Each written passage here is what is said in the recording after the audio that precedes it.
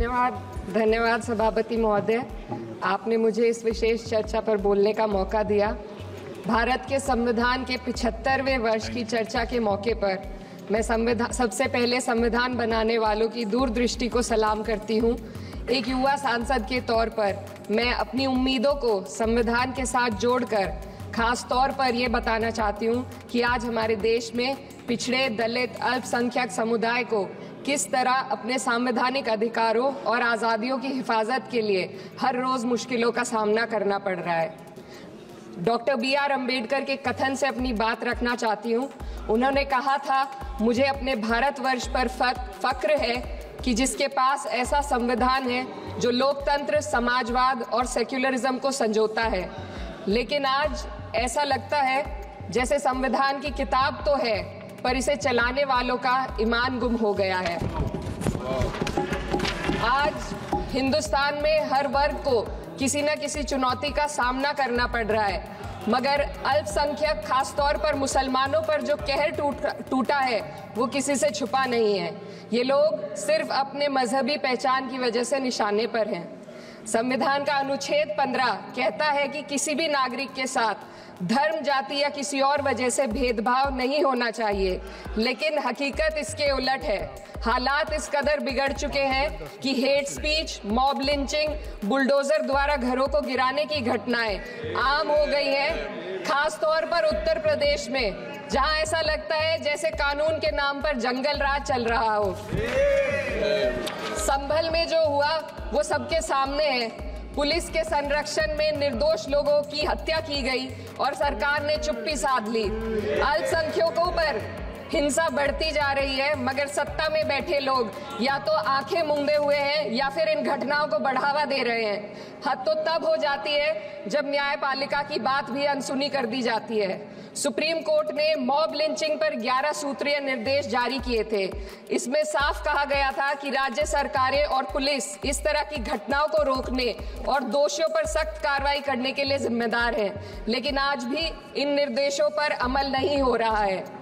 हाल ये है कि मॉब लिंचिंग को रोकने की बजाय सत्ता में बैठे लोग आग में घी डालने का काम कर रहे हैं। उनकी जुबान से ऐसी बातें निकलती हैं जो नफरत को और बढ़ावा देती है।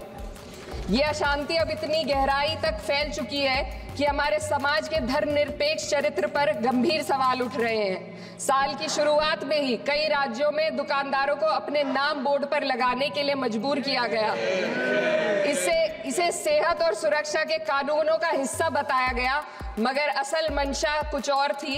ये कदम खास तौर पर मुसलमान दुकानदारों को निशाना बनाकर उठाया गया ताकि उनकी रोजी रोटी पर चोट की जाए।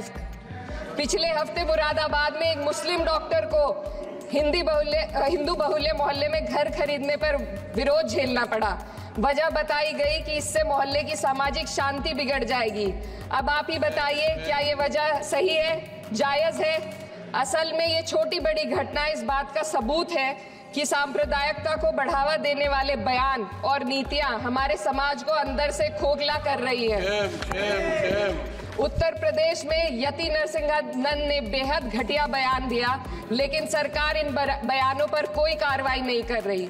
हेट स्पीच न केवल जनमानस के विचारों को प्रदूषित करती है, बल्कि इससे अब संवैधानिक पदों पर बैठे लोगों को भी प्रभावित कर दिया है। अभी हाल ही में माननीय उच्च न्यायालय इलाहाबाद के माननीय न्यायाधीश ने ऐसे बयान दिए जिसका संज्ञान खुद सुप्रीम कोर्ट को लेना पड़ा। संविधान के अनुच्छेद 29 और 30 ने अल्पसंख्यकों को उनके मजहबी और सांस्कृतिक हक दिए हैं ताकि वो अपनी पहचान को बचा सके और अपने संस्थान चला सके, लेकिन आज उन्हीं हकों पर हर तरफ से चोट की जा रही है। वक्फ जैसे बिल लाकर उनके धार्मिक अधिकारों को छीनने की कोशिश की जा रही है। आज अल्पसंख्यक समुदाय को संविधान द्वारा दिए गए अपने बुनियादी अधिकार पाने के लिए लंबी लड़ाई लड़नी पड़ रही है। ऐसे कई मामले अदालत ने न्याय देकर संविधान की रक्षा की है, लेकिन अदालती प्रक्रिया में जो समय लगता है उसकी वजह से देश के सामाजिक ताने बाने को भारी नुकसान उठाना पड़ता है।